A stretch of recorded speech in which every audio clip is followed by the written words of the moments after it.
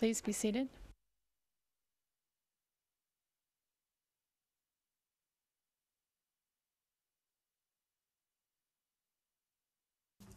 Mr. Thayer, before you continue, let me say the following. The Chamber would appreciate if you could provide Mr. Tolimir with the 65 turn numbers of the documents you have used and are going to use during your opening statement. And if there is a translation of the transcript of this video in BCS, you should provide Mr. Tolimir as well with this document. Mr. President, thank you. Your point is well taken. In fact, what I did do on Wednesday was provide Mr. Gajic with an index of every document I have been using, organized by subject matter with 65 turn numbers, English ERNs, BCS ERNs, and a description in the order of my presentation, so that they would have it in time to make copies or get familiar with my presentation. Because this is a PowerPoint presentation, unfortunately, I can't put English and BCS up at the same time. I understand from speaking with Mr. Gajic that General Tolimir may be having some difficulty switching from e-court from the index. It's ultimately, obviously, a matter for the trial chamber's discretion and the security folks, but we certainly wouldn't have a problem if Mr. Gajic assisted, if he can be of assistance with this, to General Tolimir for the remainder of my opening statement. Again, we furnished the index just for this purpose so that he would be able to follow along in his own language. Thank you very much. The Chamber is satisfied with this course of action, and if the defense is in the possession of all numbers of the used documents. And can you indicate if there will be any more video shown to the public and to the Chamber? There will be, Your Honor, and it's all subtitled.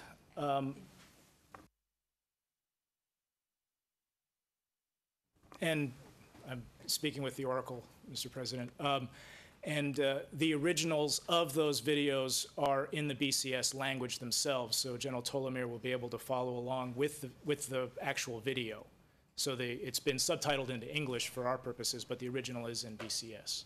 So I think we should be okay for the remainder of the video presentations. Thank you very much. Then please carry on, Mr. Thayer. Thank you, Mr. President. Good afternoon again to you and your honors. Now, where I left off was beginning to discuss the assistant commanders of General Mladic. We spoke about the staff sector, which was headed by the Chief of Staff. And technically speaking, General Milovanovic was not an assistant commander in the same way that General Tolimir was an assistant commander. He was the Chief of Staff. He was the first among equals. He had this inherent power to issue combat orders, which, absent specific delegated authority from General Mladic, the other assistant commanders did not. But the evidence we will see will show that, in fact, the assistant commanders were empowered to issue combat orders on occasion if they had that authority delegated to them. Let me spend just a couple of minutes describing generally what the role of the assistant commanders was in the main staff. You may have heard me refer to professional line of command or professional chain of command. What that refers to is in the main staff, similar to any almost corporation, you had different sections that had different specialties. So we had security and intelligence, logistics, morale, and each of these sectors in the main staff was headed by an assistant commander. And sometimes we refer to this as the professional line, sometimes we refer to it as the specialist line, sometimes we refer to it as the expert line, but they all basically mean the same thing. An assistant commander is an assistant commander for a certain expertise or area. intelligence and security, rear services, morale, personnel, and so forth. And they each reported directly to General Mladic.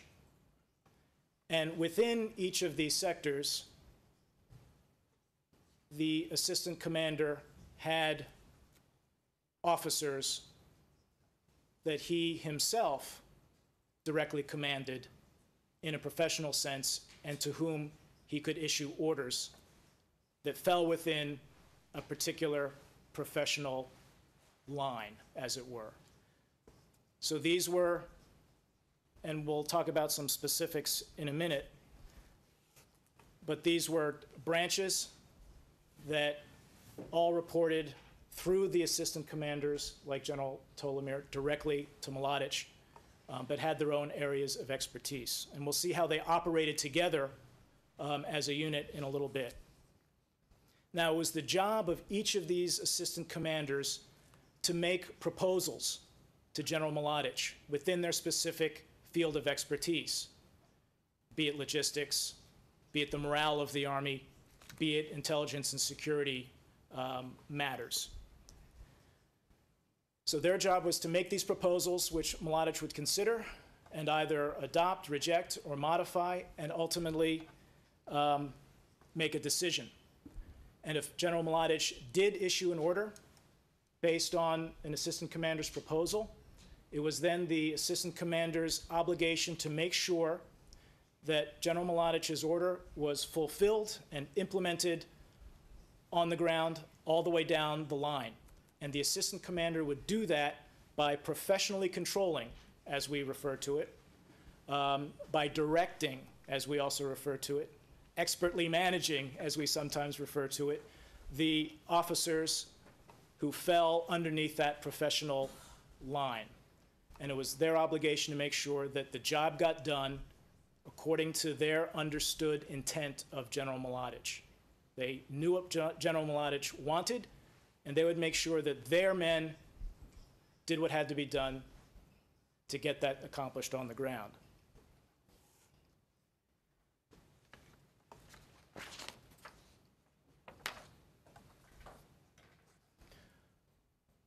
Now, in addition to being able to issue orders within their own field of expertise, for example, General Jukic, the head of rear services, could tell somebody to go transfer this amount of boots somewhere else.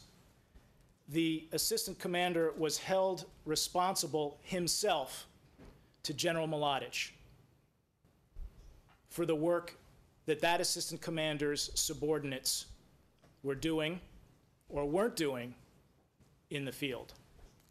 So the assistant commander is always accountable, as it were, for the work done by his professional subordinates. That's why you have that assistant commander there to manage those specialist branches down the line.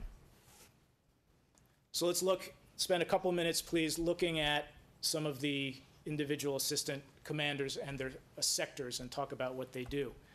The first one I want to talk about is General Guerrero's morale sector.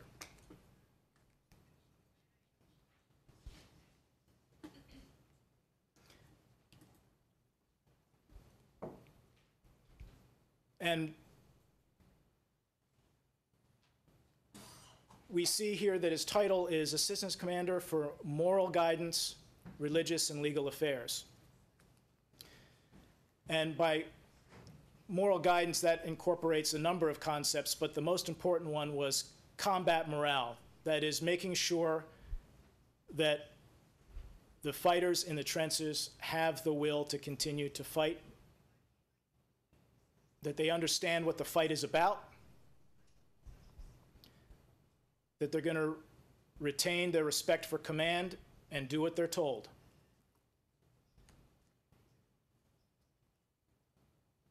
And it was General Guerrero's job to monitor the state of morale throughout the Army, to make sure that that morale wasn't weakening, that soldiers weren't deserting their posts.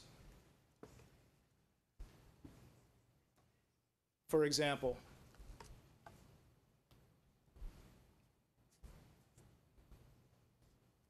And you'll see that General Guevara and General Tolimir had to cooperate a fair amount because there was overlap between their two areas. For example, if you have a lot of desertions or crimes being committed within a certain unit, not only is that an indication that you might have a morale problem, but it's an indication that you might have a security problem, and that would be of interest to General Tolimir as well. So you have cooperation and overlap going on. Same thing with respect to propaganda and psychological activities. Because it was General Tolimir's job to make an assessment of the enemy's forces and intentions, that meant knowing what your enemy was up to, and that meant trying to get inside your enemy's head, and that necessarily involved propaganda and counter-propaganda and psychological operations. So we'll see overlap in that area as well.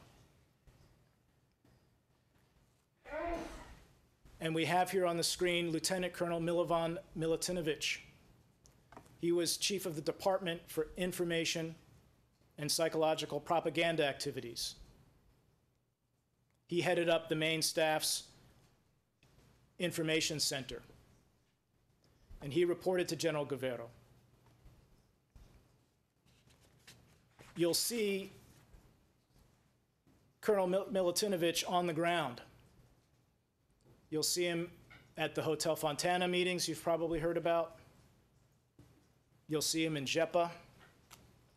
You'll see General Tolimir issue an order for loudspeakers to be brought to Jepa for Colonel Milutinovic for the purpose of broadcasting propaganda messages to the Jepa civilians that you can't stay any longer in Jepa. This was a common tactic used by the VRS.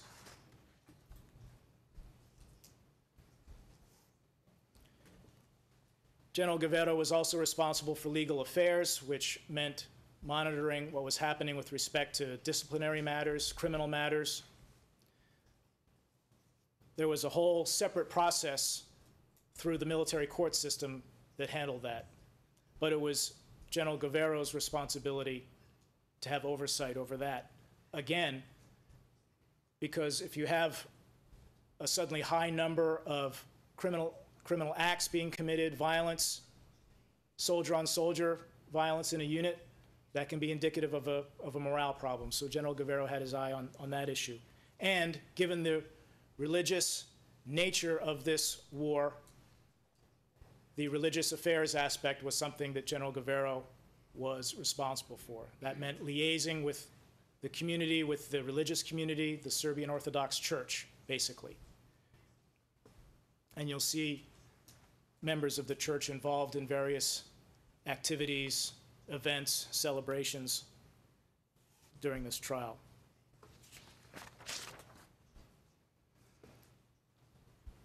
Just a quick note, we have the Sector for Organization, Mobilization, and Personnel Affairs. That was headed by General Skirbich. And essentially, his sector was responsible for overseeing the mobilization of people, materiel, as well as the education and assignment of officers. And then we have George Jukic, General Jukic, who was head of Rear Services, also known as Logistics. That sector was responsible, as you can imagine, for procuring, distributing war materiel, the needs of the Army, weapons, fuel, clothing, and maintaining the various logistics bases that the Army had throughout the war theater. Now, let's go to the intelligence and security sector.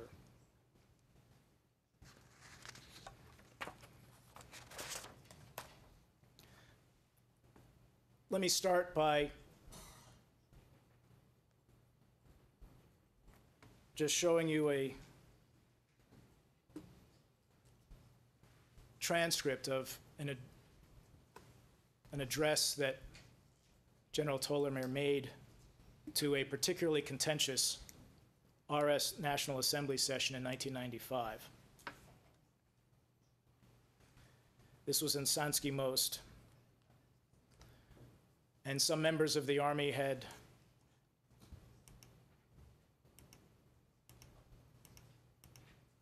come in for some criticism.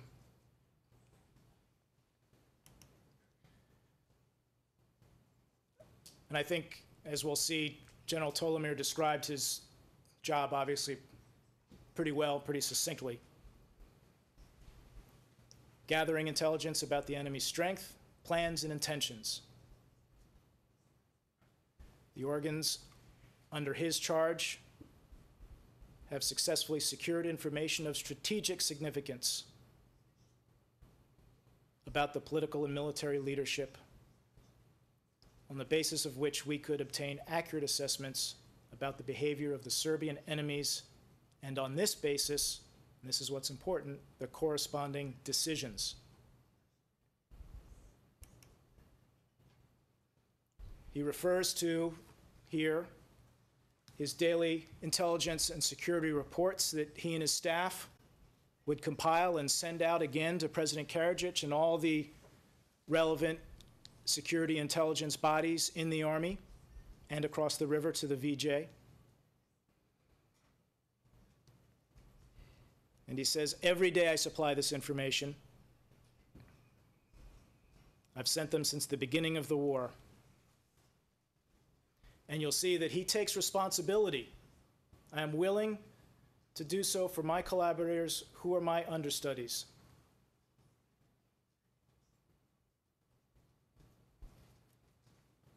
When I am absent, who process the information.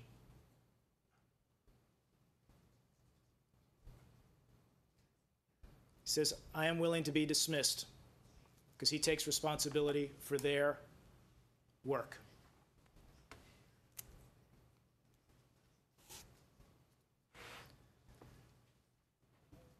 So basically, this intelligence is gathered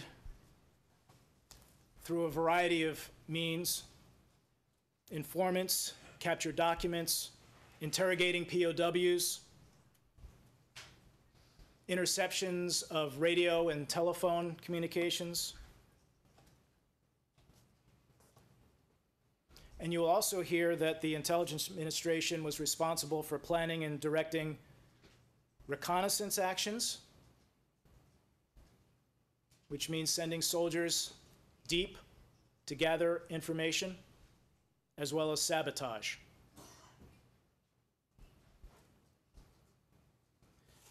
Just briefly, security, on the other hand, versus intelligence, entailed three main areas. First, counterintelligence. Might sound a little odd, but counterintelligence didn't fall under the Intelligence Administration, it fell under the Security Administration. Counterintelligence is trying to identify and thwart internal enemies, traitors, spies, and denying to the enemy the very kinds of information that you're trying to find out about them. That was what counterintelligence was about. And with that information, the security organs had the obligation to inform their commanders of these threats and to propose ways to counter them. The second area under security was criminal legal duties, such as prosecuting the soldiers for criminal violations and apprehending deserters. Now, it wasn't the Security Administration that acted as the lawyers, but it was the MPs, for example, the military policemen operating under the Security Administration who would go out and make the arrests. It would be lawyers, usually within an MP or security unit, who would be drawing up the initial documents. And third, related to what I just said, the Security Administration, and this is critical for our case, oversaw the work of the military police units. The duties of the military police included physical protection of key personnel, facilities, traffic control, plus crime prevention activities, like I just mentioned, and importantly, prisoners of war, escorting, guarding.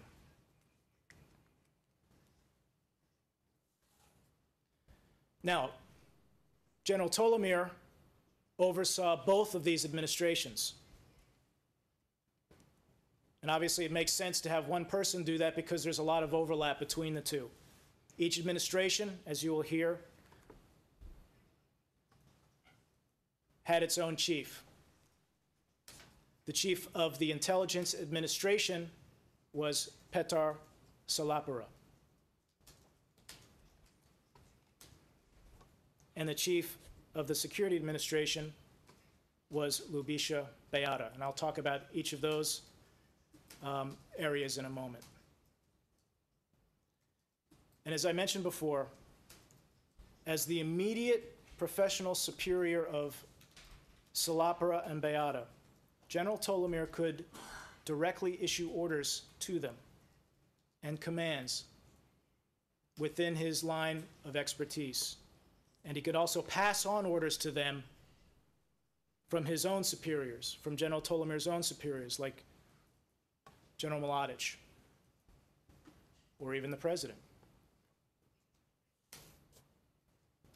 Of course, if he received an order from the president, what he would be duty-bound to do in the first instance is to inform his immediate superior, and that would be Ratko Mladic. In turn, Salapura and Beata were duty-bound to report to General Tolimir and advise him on important developments and make proposals to him.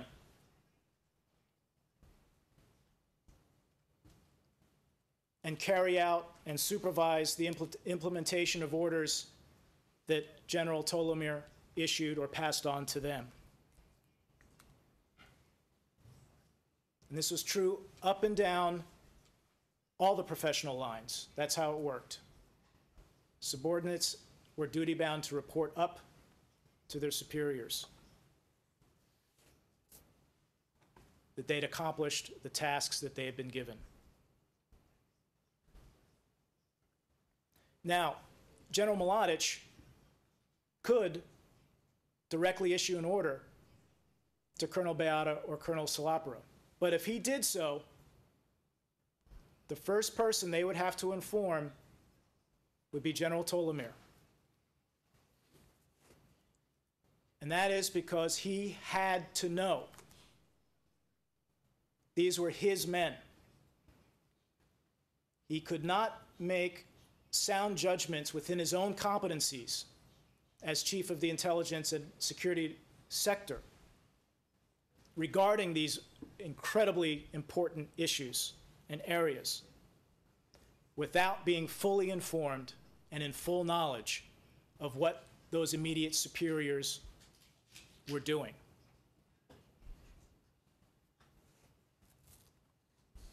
And again, Tolimir was answerable to Mladic for the work of men like Beata and Salapura, who were immediately subordinate to him.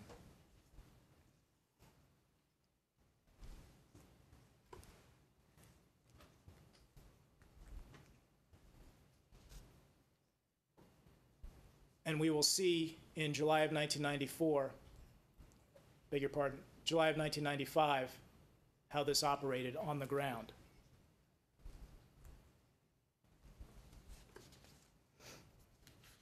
You'll also hear that recruitment into the VRS's security intelligence organs was done exclusively with the approval of General Tolimir. General Mladic had the final say, but recruitment into that specialized field, and again, we're talking about people that are entrusted with intelligence work, with security work. As I mentioned in the beginning, even the very life of General Mladic is his personal protection. It was General Tolimir who had that ultimate authority of who went into those units.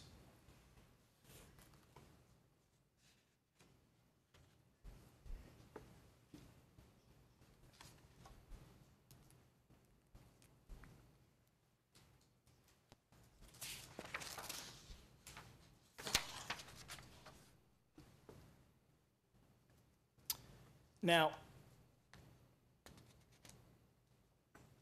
the main staff, so you can see from this chart, there are a lot of names here, but the main staff was actually a very small, tightly knit group of officers. It really came down to a handful of officers day in and day out who got the job done. And the security organs, you'll learn, were particularly tightly knit for some of the reasons I just mentioned, owing to the nature of their work. You'll hear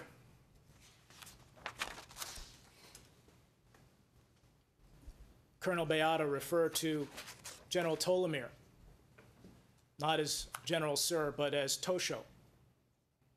You'll hear that that is General Tolimir's nickname. And Bro. Let's listen to, just for a couple seconds, an audio tape. We may have to try to keep the volume a little low.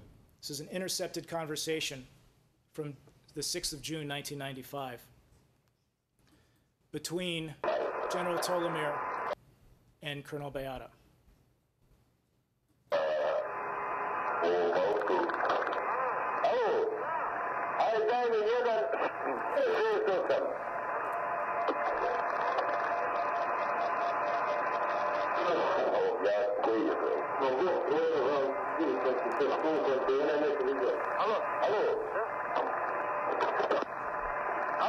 Alo? Da.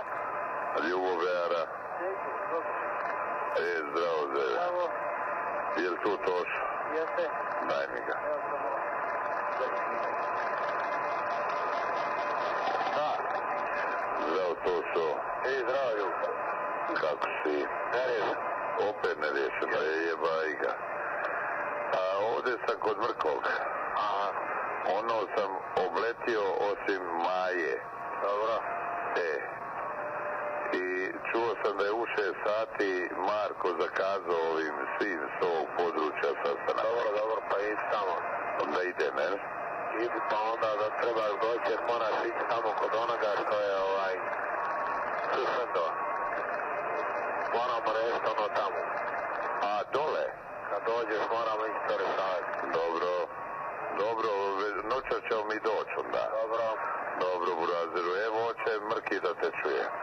Ajde, pozdravljam te.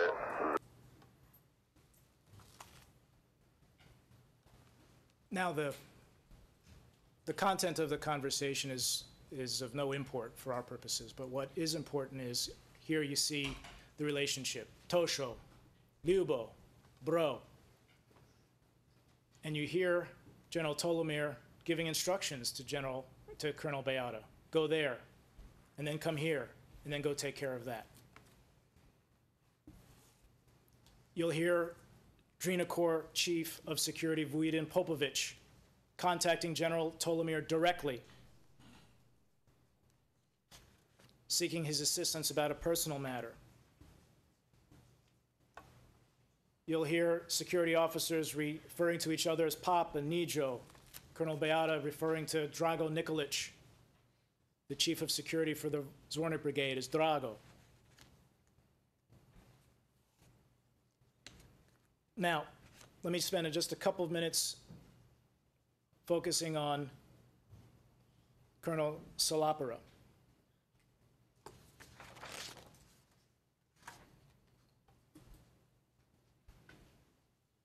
Again, I mentioned some of the ways that the intelligence administration obtained its intelligence. And again, it provided expert direction, as we call it, to the subordinate units. If there were an intelligence issue that came up, a problem that came up in the brigades through the Corps, it would be Colonel Salapara that would have to deal with it, with General Tolimir overseeing, obviously.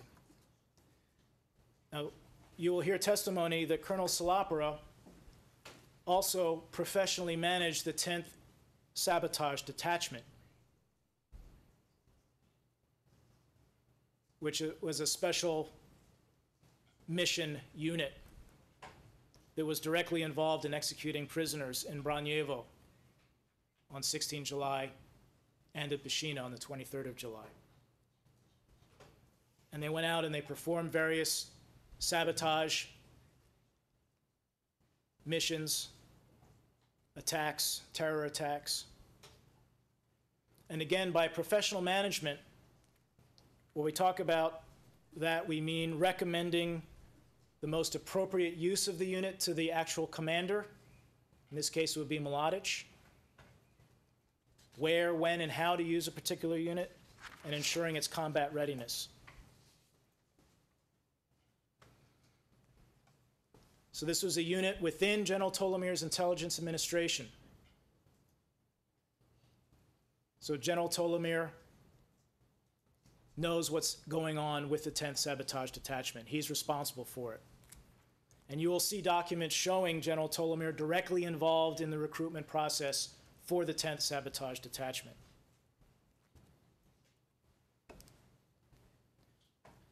And we talked a little bit about gathering intelligence from prisoners of war. Both the Security Administration and the Intelligence Administration under General Tolimir had interests in prisoners of war. And they both had a role to play.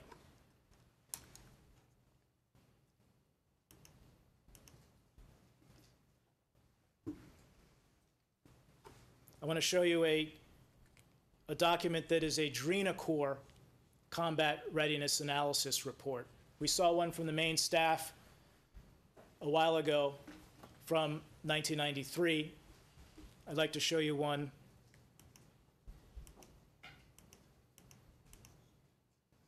from January of 1995.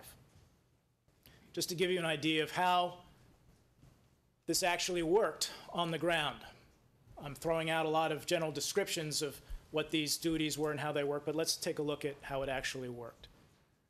Again, Drina Corps Command, 28 January 1995, Drina Corps. Under Intelligence and Security Support, they talk about they've got a role for electronic surveillance, listening in on radio communications by the enemy. So they're using that, and you'll hear a lot of evidence about how the Muslim army did the same, and some of the most compelling and damning evidence in this case comes from such electronic surveillance that was conducted by both sides.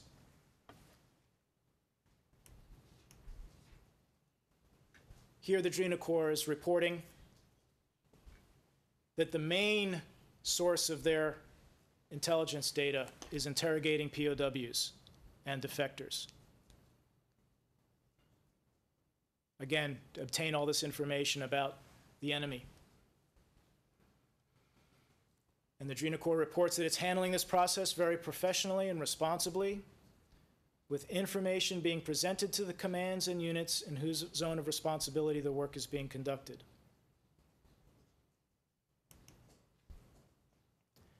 And most importantly for our purposes, all this intelligence is being sent to the sector for the main staff. And again, sector, that's main staff, that's going to be General Tolimir's sector, where it's professionally processed and then sent back out to the commands in a useful form. That's part of General Tolimir's job. And we'll see when we get into July of 1995 that questions have to be asked within the Security Administration, Security Intelligence Administration, by General Tolimir himself when all these prisoners are being taken. What's happening to them? Because they present such a potential wealth of intelligence opportunities, among other reasons. And as I mentioned before, it was the military police under the Security Administration who handled the escort and guarding of POWs. And again, this isn't just guidelines in a book. As we see from another Drina Corps command document issued in April of 1995. This one from Vujadin Popovic, who you will hear a lot about, the Drina Corps Command security chief. In April, he's complaining that they're receiving information that POWs are not being handled properly as they're being taken up to a prison camp by the name of Batkovic, and you'll hear about Batkovic later. And what he specifically complains about is that these POWs are being taken through sensitive areas and they're not being secured properly.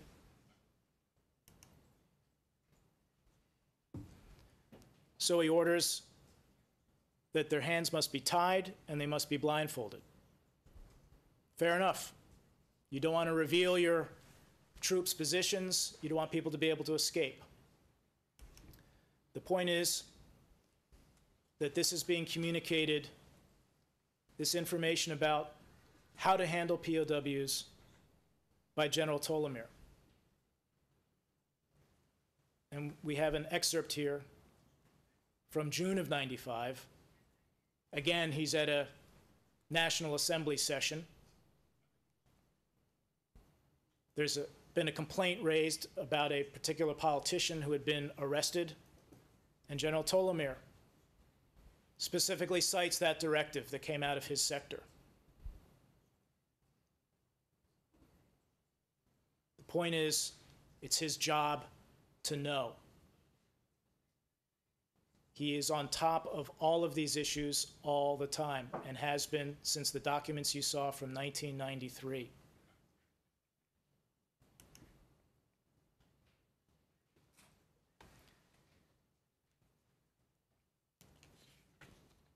And you'll see that it's naturally General Tolimir's sector that issues guidelines for the interrogation of POWs.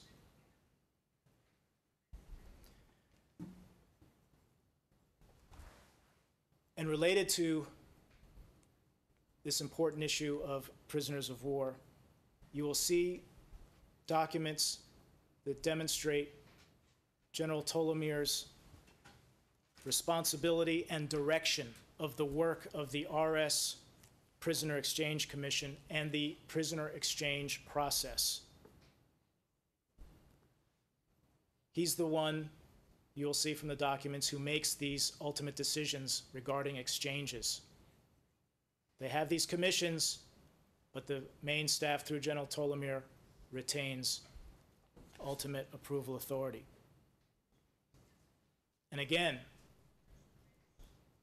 this is important because it shows that General Tolimir understood the value of POWs not only as a source of intelligence, but as a key to the release of Serb prisoners who were held in Muslim and Croatian prisons in July of 1995. And you'll see that General Tolimir was assisted in this process by Colonel Beata.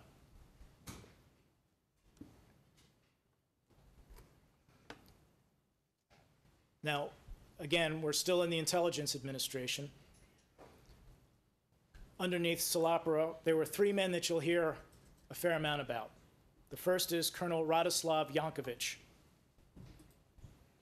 In July of 1995, he was dispatched from the main staff command post to Bratunac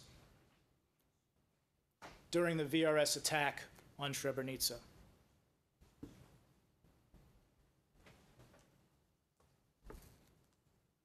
He was there in its immediate aftermath, and you'll see some very important orders and intercepts involving him. And you'll see him on the video of the Hotel Fontana meetings that you've heard about, and which you will see in full before too long.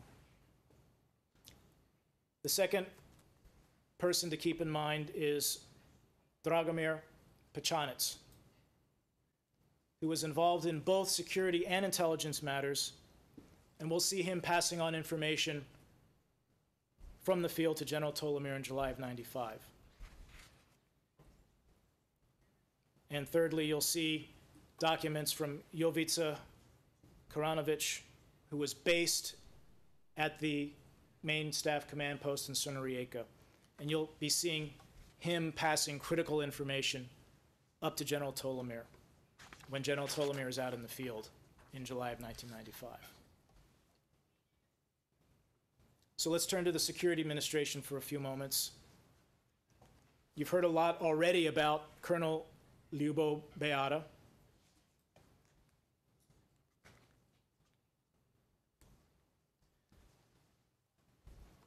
Again,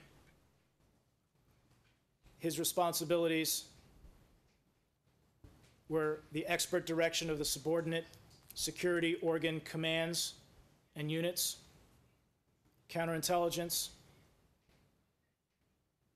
maintain the security of the command posts, draft plans for counterintelligence, protection of the units, combat support, how to keep the combat plans confidential.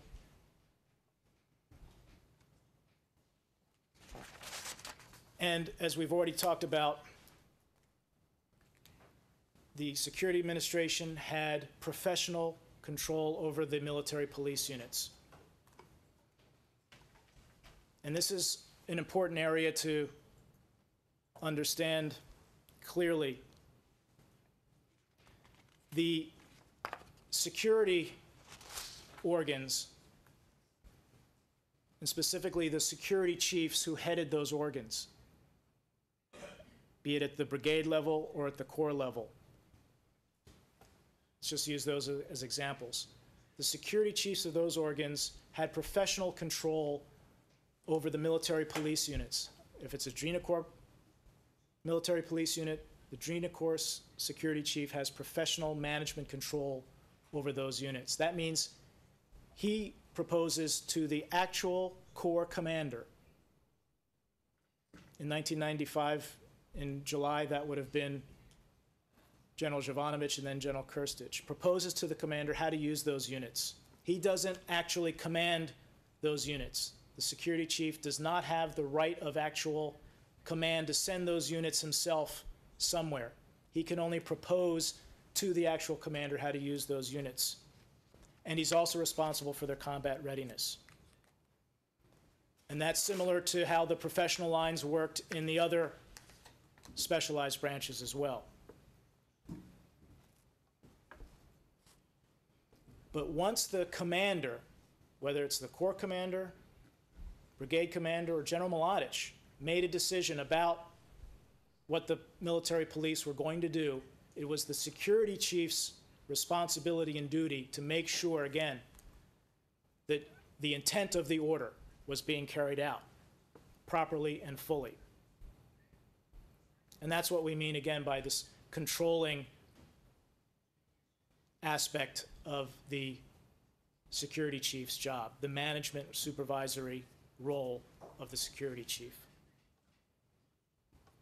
And you'll see, therefore, that Colonel Beata supervised the military police battalion of the main staff's 65th Motorized Protection Regiment.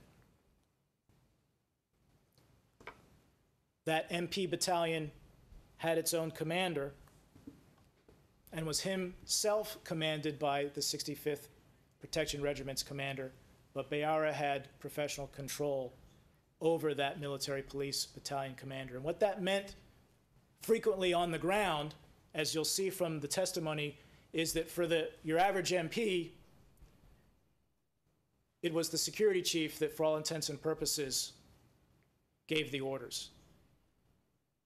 It was the security chief who that MP considered to be his commanding officer. But in terms of the formation and the way it was supposed to work and did work, they had different responsibilities as commander versus a security chief.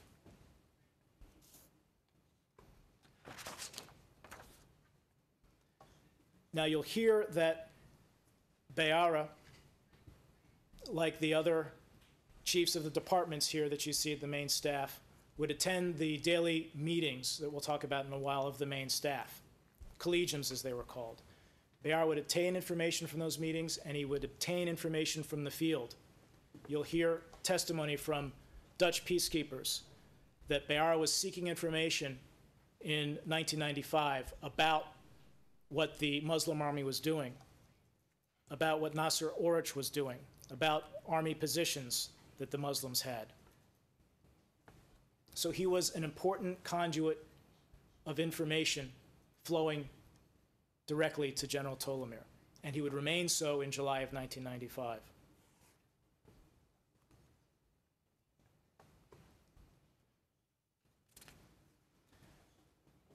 Now let's go to another document.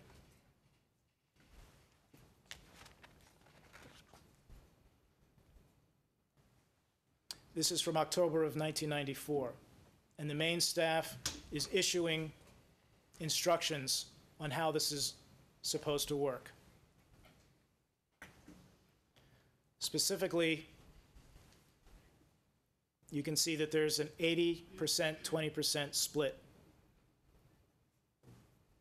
that the main staff is directing for intelligence and counterintelligence tasks versus administrative, military, police, and criminal legal tasks. And here in a nutshell, we have what I've been talking about, a description of how this professional chain of command relates to the commander's right of command. Security intelligence organs are directly commanded by the commander of the unit, but with regard to professional activities, they are controlled centrally by the security intelligence organs. Here we have it. You can see it in these instructions. Security intelligence organs at all levels must submit to their superior organ in the professional sense. That means up this professional line, reports. And you'll see how important the reporting becomes.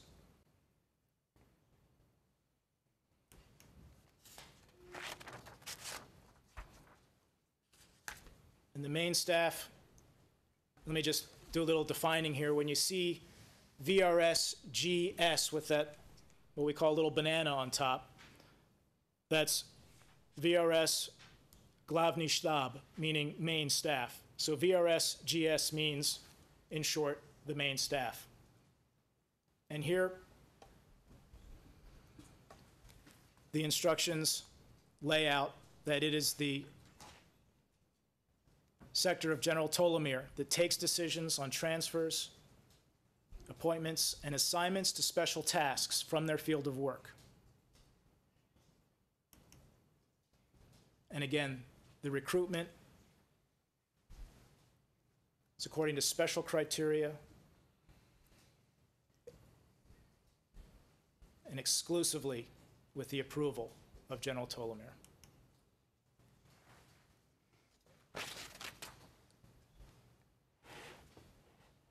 Now, you'll hear that the VRS adapted most, if not all, of the rules of conduct and combat rules from the former JNA to its own needs.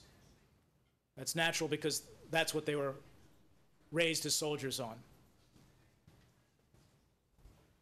And this included significantly training in the Geneva Conventions, the laws of war. And they were studied at all levels.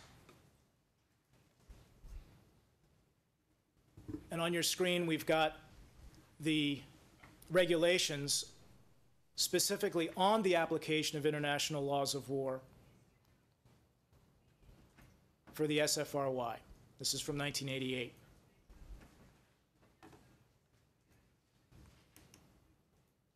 And under the heading, Prevention of Violations of the International Laws of War and Criminal Responsibility for War Crimes, there's some general admonition that everyone is responsible for these kinds of violations. Everybody will be accountable, and ignorance basically is no excuse. Okay.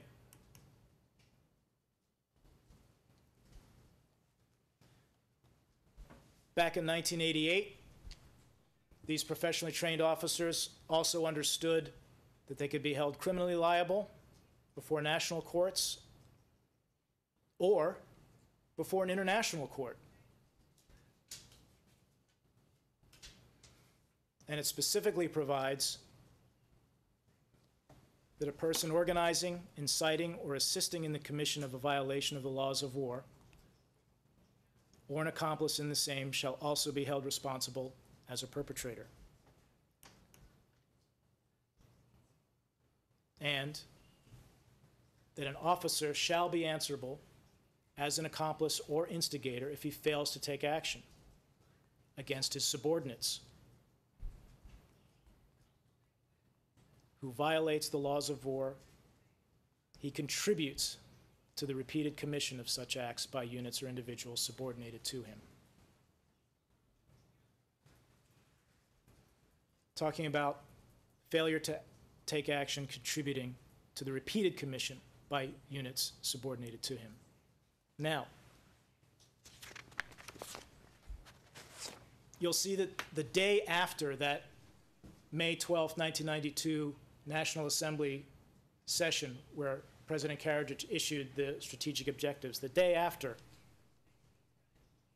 President Karadzic signed an order on the application of the rules of international law of war to the VRS. And by another order in August, he made them an explicit part of the duties of VRS members in the service regulations of the Army. And that was issued down the chain of command within the Army from the main staff. So here we have in October of '92, from the main staff military prosecutor's office, these guidelines. The print's kind of small, so I apologize. But in 1992, this is going out from the main staff. Crimes against humanity and international law can be committed by individuals, but by their nature, these criminal offenses are usually committed in an organized fashion in the implementation of the policy of the ruling circles. And it goes on to say, which means that they are committed within the context of broad military operations and on orders from superior officers.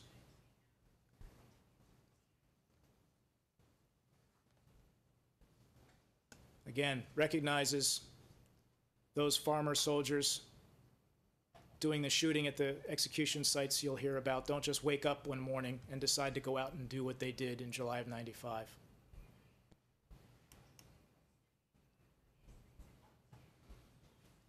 The next slide, it just catalogs the various offenses,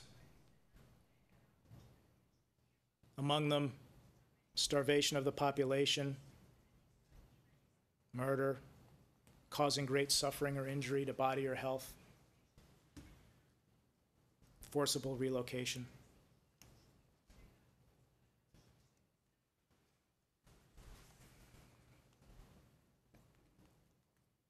And here is the recognition that the officer class bears particular responsibility.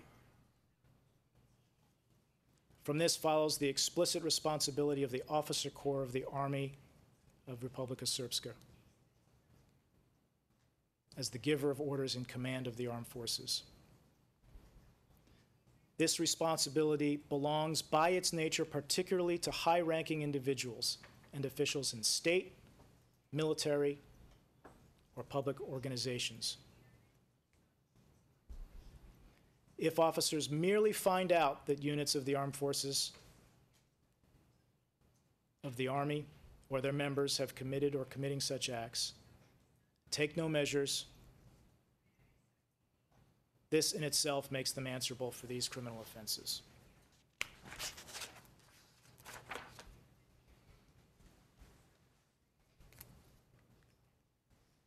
Now, another part of the professional training also required that officers assumed responsibility for documents that went out and reports that went out under their name.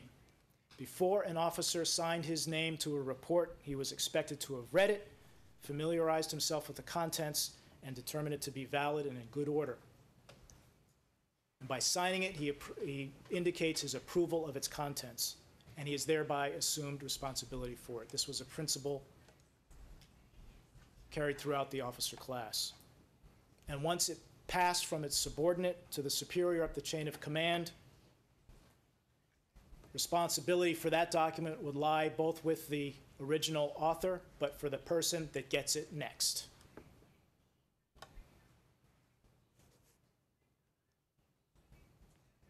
Now, I already spoke about reporting.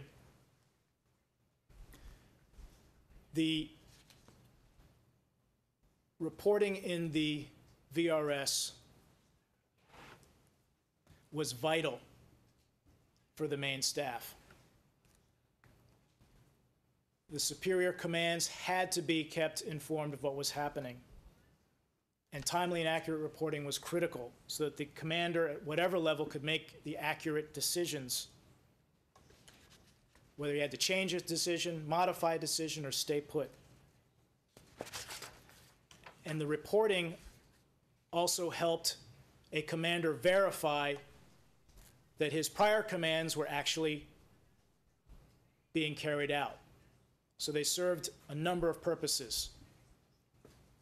And you'll hear that the reporting was done according to a regular schedule.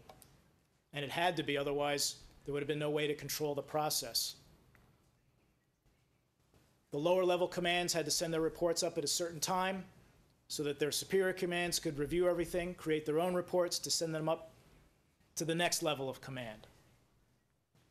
So you had battalions, brigades, corps, all compiling their own reports after receiving reports from their subordinate commands, analyzing them, processing them, and sending them up so they could be used by the superior command.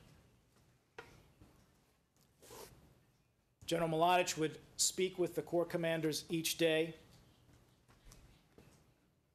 by telephone often. He had to do that later in the evening because oftentimes the situation on the field had changed between the time a report went up to a particular level and made it to the main staff or had been processed in the main staff. And then all those reports would be put together at the main staff, culled, analyzed, and put together in a report that went to President Karadzic, as I mentioned before. And these reports were a vital link between the main staff and President Karadzic. They informed him of what was developing, what was important, so he could make decisions as Supreme Commander of the Armed Forces. And in addition to this type of reporting, again, you also had the reporting that was going up the professional lines of command, as we already talked. So you've got two types of reporting that are always going on, always communications going on, every day. It was, in some ways, the lifeblood of how the Army worked. And related to that is the issue of communications. You can't report if you don't have good comms from the field. If you're reporting back to your brigade, if you can't communicate from the brigade to the corps, you're going to be in trouble. So you'll see the efforts that the main staff made to ensure that it maintained constant communications with subordinate units,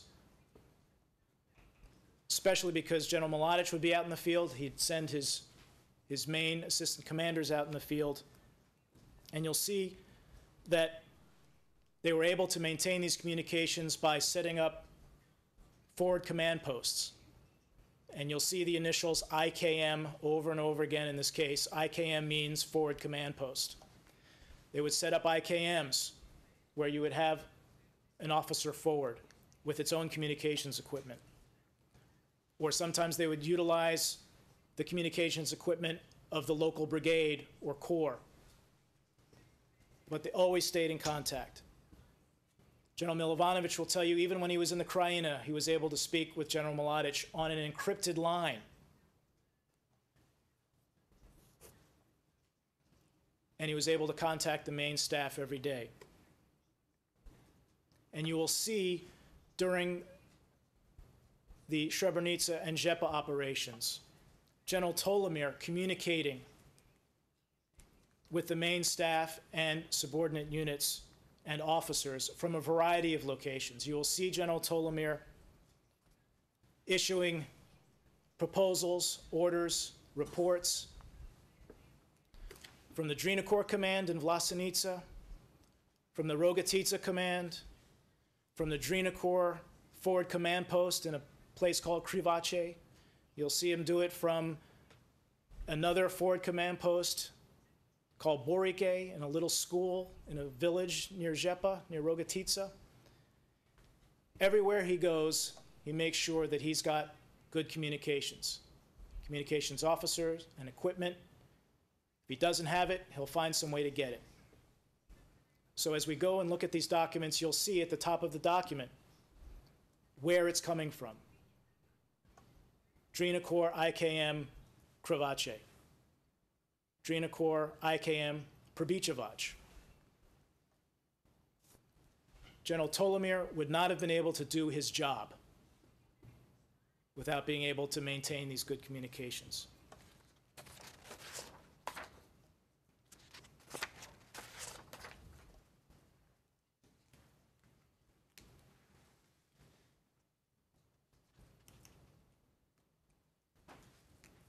I just want to, again, look at the words of General Tolimir describing how the main staff, in fact, operated. Again, this was a contentious meeting at the National Assembly. The Army was coming in for some heat for what happened in Srebrenica and Žepa. And more importantly, what was happening at that time with the collapse of the VRS defenses in the West. But here, you'll see General Tolimir responding to a criticism, and he says, hey, we're the smallest main staff in the world. Again, you see this GS with a banana on top. General Miletic is currently in the main staff, and it was always so. General Miletic is the operations man. He is the one that stays home to receive all that information and get the information out. General Milosevic, that refers to Dragomir Milosevic, the Sarajevo Romagna Corps commander, will not be left alone. We are always sending someone from the main staff, and we are still doing it. There is a forward command post that is stronger than his command is and is located in that part of the Sarajevo front.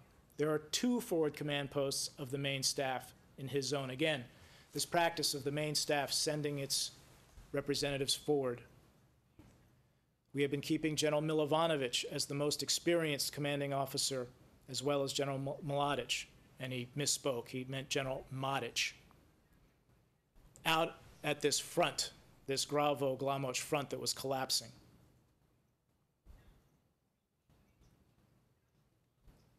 And he winds up saying and summing, we make expert analyses, we prepare directives, and based on those directives, we all go in the field and work in accordance with the assignments that we received.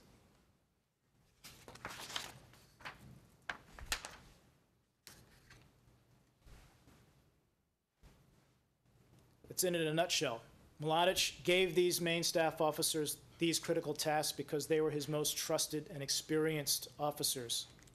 And by virtue of the fact that as general officers, that means at the rank of general, they were expected to and did possess the necessary skills, regardless of whatever their professional line of expertise was.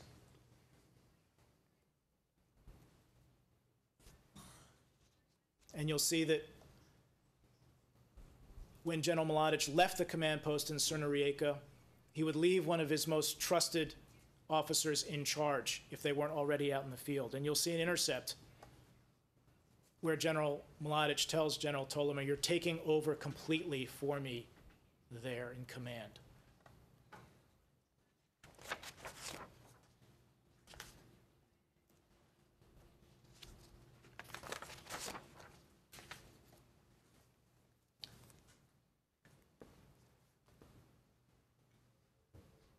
before we started looking at the main staff structure and operation, we had left off with this combat order to attack Jepa and the Gorazda enclaves and its provisions for moving out the Muslims from those enclaves. And again, as I mentioned, the UN issued another resolution making Jepa a safe area. And you'll see that as part of this safe area regime, the warring parties were supposed to demilitarize. They signed agreements, pledged to remove all their weapons and hand in their weapons and store them in weapons collection points at various places. And I think one thing we can all agree on, Your Honors, is that the enclaves were never demilitarized. That is not contested by the prosecution. They were not demilitarized. Some small arms, broken weapons were turned in, but a lot of them weren't. And you'll hear that the Muslim forces were reinforced throughout this period from 93 all the way to 95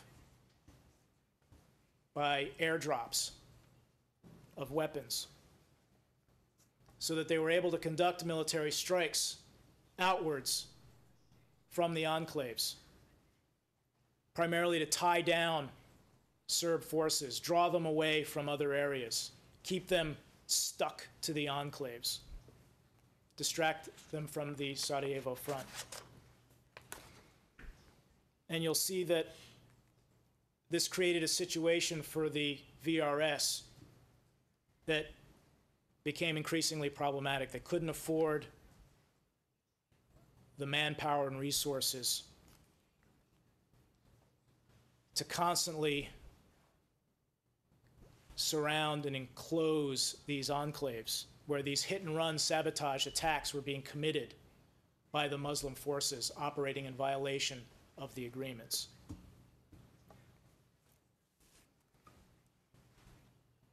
Let's just take a look at a map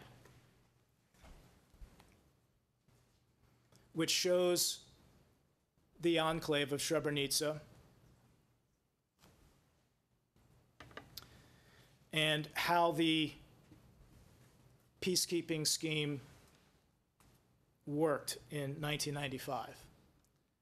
You'll hear that there was a battalion of Dutch soldiers who were stationed there. We refer to them as Dutch Bat for short. They were actually the third rotation, so this you'll see sometimes referred to as Dutch Bat 3. They were based in two compounds. One, right next to where it says Srebrenica, basically, in Srebrenica town, they had a base. And the other, up in the village of Potocari, which you'll see, if you follow, that's a road that's running north to south between Potocari and Srebrenica. So they had two compounds, Bravo compound in the south and Charlie compound to the north, between Srebrenica and Bratunac.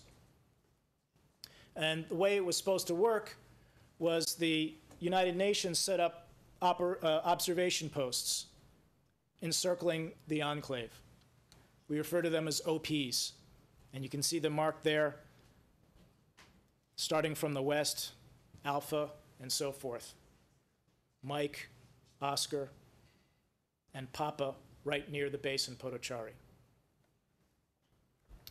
One OP that will be particularly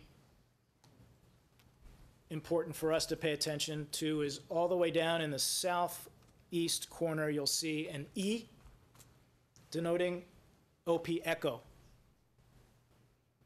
And that will be a source of dispute, you'll hear, and ultimately you'll hear that it was blasted out by the Serbs as a prelude to their attack on Srebrenica in July of 1995. The OPs were brightly lit, painted white. They were made to be visible. They weren't meant to be surreptitious observation posts. They were supposed to scream, "We are the UN, we are here, and we are watching." They were supposed to be watching to make sure that both parties laid down their weapons. But you will hear, for a variety of reasons, there's fault to be laid at many feet. They weren't able to do that job. You'll hear that in Jepa, the peacekeepers were Ukrainians, about 80 of them in July of 1995.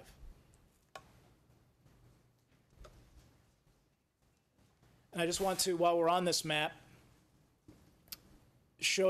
point out this very significant road that runs east-west between Bratunac and Konevich Polye. If you see Bratunac on the right, the topmost marking there, that's a road that runs through Glogova, Kravica, Sandichi, then to Konevich Polye, and it intersects at that point with the road that runs north-south from Milici, if you see that down there to the west, through Novokasaba, Konevich Polye, and then up north ultimately to Zvornik. You'll hear a lot about this road in July of 1995.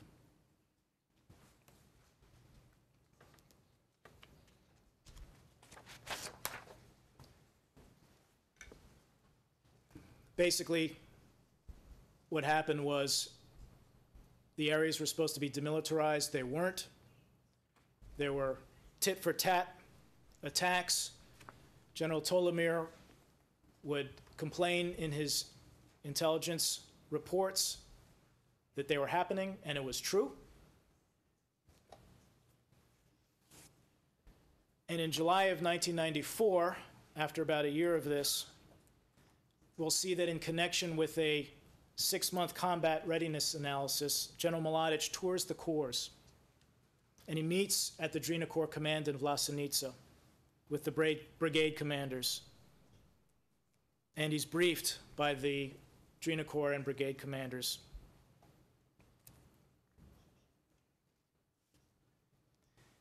And 2 days later, 2 days after this briefing in early July, I think July 1, in fact, we see the Bratunac Brigade commander. At that time,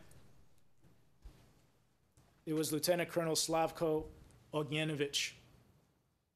On 4 July 1994, he issues a report to his brigade.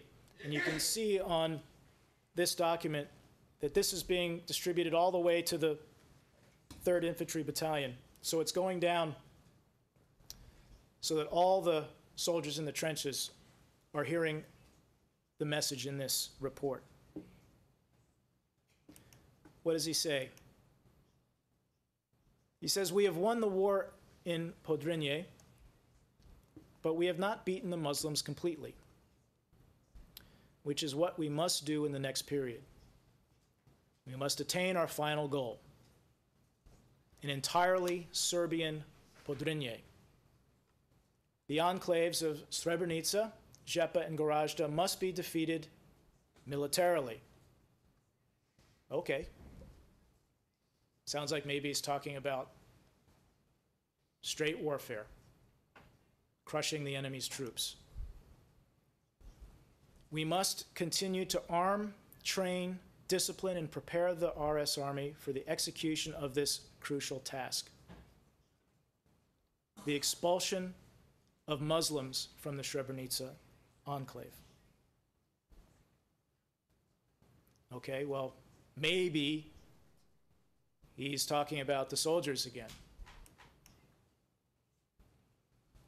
There will be no retreat when it comes to the Srebrenica enclave. We must advance. The enemy's life has to be made unbearable, and their temporary stay in the enclave impossible, so that they leave the enclave en masse as soon as possible, realizing that they cannot survive here.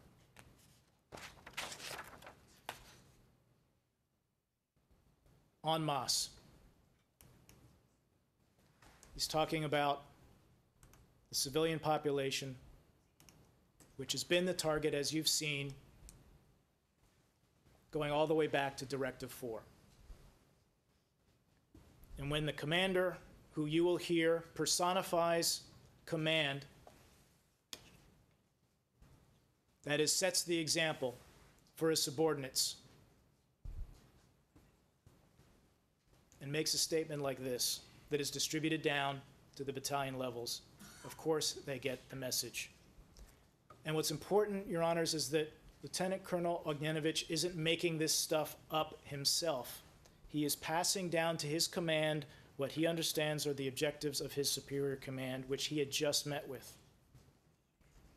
And you'll hear that 2 days later at an assembly session,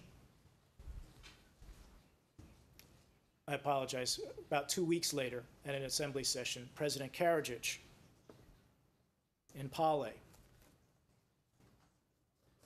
has this to say about the strategic goals in case there were any doubt that they are still viewed as being unfulfilled, uncompleted. He said that the primary strategic aim was to get rid of the enemies in our house, the Croats and the Muslims, and not to be in the same state with them anymore. And so what we see being issued by the main staff 3 days after that speech by President Karadzic is an order.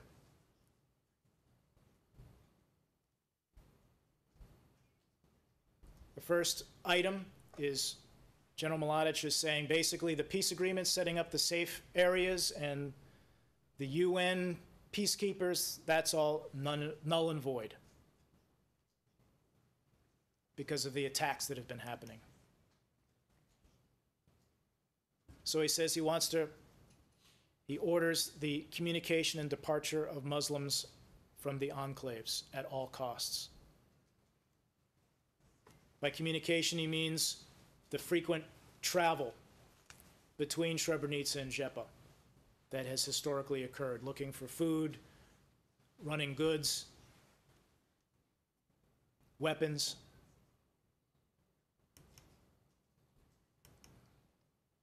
So he orders that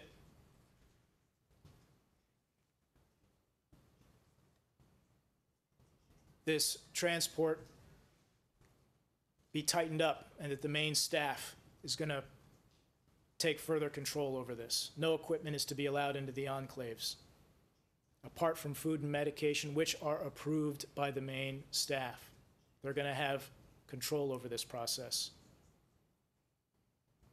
In the orders they issue, Corps Command shall regulate the checkpoints, thoroughly check all cargo, authorized by the main staff. And you will hear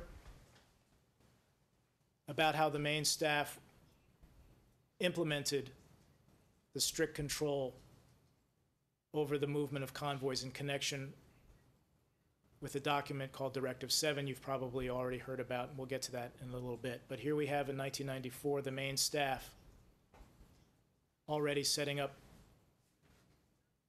the mechanism. He wants the enclaves to be fully mined, surrounded. He wants the Muslims not to be able to leave the enclaves. You might be asking yourself, well, I thought the whole point was to get them to leave the enclaves. Well, what he's talking about here is he wants to close them in, pen them in. Don't let them get out. Don't let them get weapons to each other. Pen them in. That's what's going on here. And then he instructs that the Corps and Brigade commands shall start basically ramping up their sniping.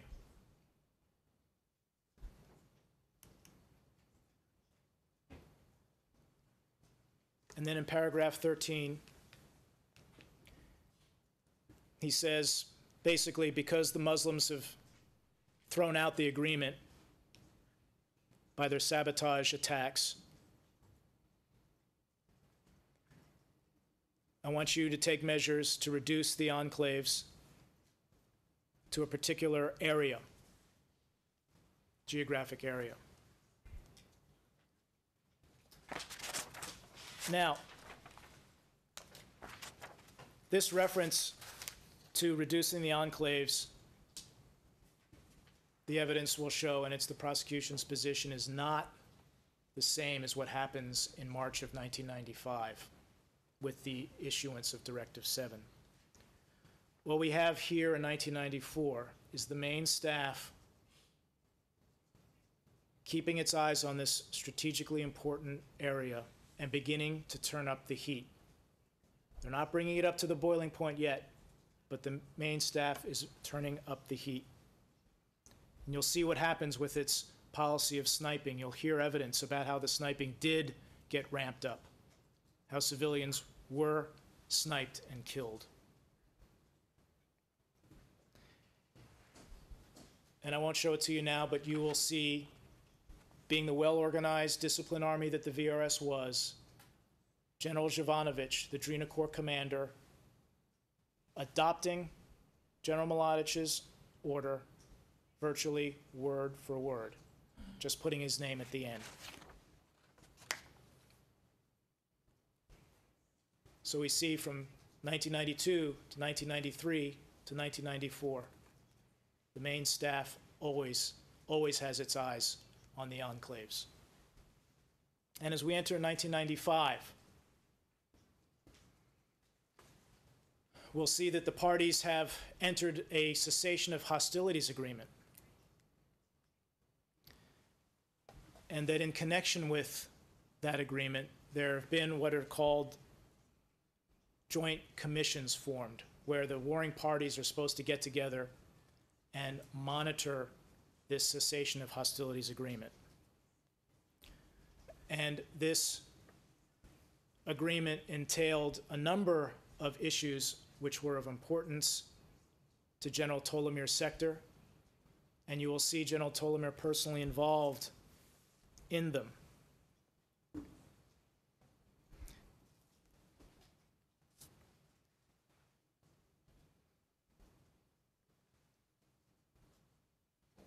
And what we'll see, for example, is a main staff document, 7 January 1995.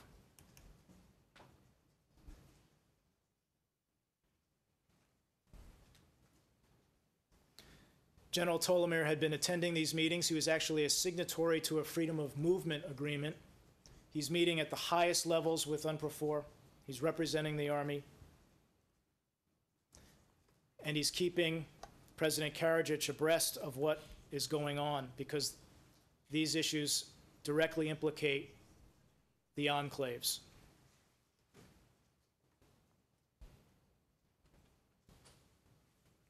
We'll see number 2. He is telling the Corps commands that they are to submit to the main staff proposed locations for UNPROFOR observation stations along the lines of disengagement to see whether they're going to monitor the ceasefire.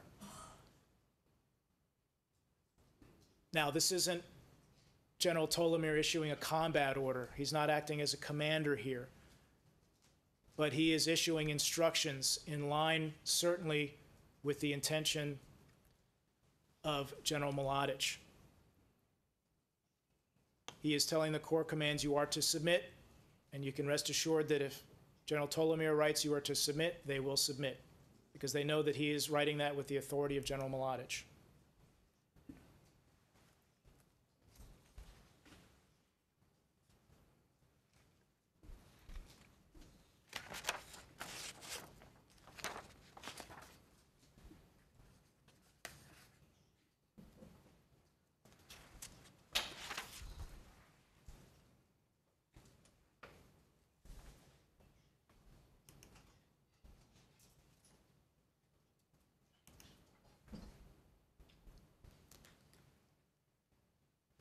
Related to the cessation of hostilities agreement, you'll see, again, General Tolimir in February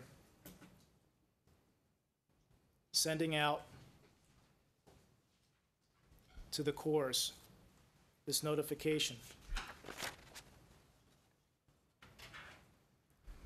And he's saying, look, we've looked at the maps you've sent us where you were supposed to mark the lines of confrontation between the VRS and the Muslim forces.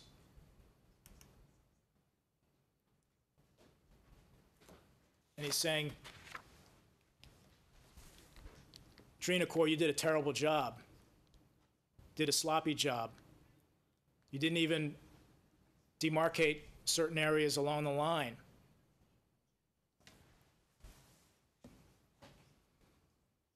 And he's talking specifically about Srebrenica. And then he points out, and look, it's not clear who is in control of this Zeleny Yadar factory near this checkpoint. And what he's referring to there is this OP Echo that I mentioned a few moments ago when we were looking at the map at the southeast corner of the enclave. That observation post is located on a critical east-west asphalt road. And it was critical if the Serbs were going to launch an attack on Srebrenica to have that road and that location secured. And he's talking about that particular area here in February of '95. It's his job to be on top of this type of intelligence information, and you will see how that plays into his actions in July. And then he gives, again, instructions. When going to the field, you are to justify all of the disputed issues. And then he basically throws the maps back at them and says, do it right.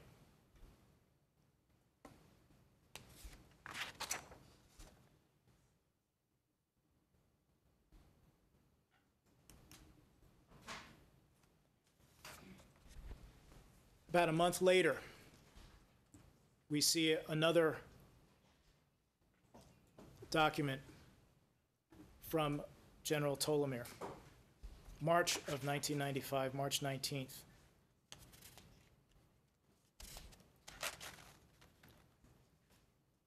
Entitled Establishment of a Security System and Control of the Territory. What's going on is, if you remember that map we looked at a little while ago, that key road from Bratanac that ran east-west to Konjevic Polje, and that intersection between the east-west and north-south roads. He's talking about an area basically at that intersection, area of Konjevic Polje. And he's saying in this communication, we've got unoccupied areas that Muslim forces are going to move into if we don't do something about it. And he sends this to President Karadzic. And he proposes to President Karadzic that MUP units, Ministry of Interior units, get dispatched there. And he talks about both of these roads, the importance of this area to the east-west road and the north-south road. Again, referring to this area of the Birac and Podrinje. And then he says, please inform the main staff what the MUP's going to do about it. And you will see documents, Your Honors, during the trial, that within about 36 hours, President Karadzic, through his Ministry of Interior command, has made sure that there are MUP police stationed at that intersection. And this intersection will be critical to understand during the events of the murder operation and the forcible transfer. I see it's break time, Mr. President, and this is as good as any for me. Thank you. Thank you, Mr. Thayer. We must break now and have the second break and resume 6:15. All rise. Veuillez vous lever.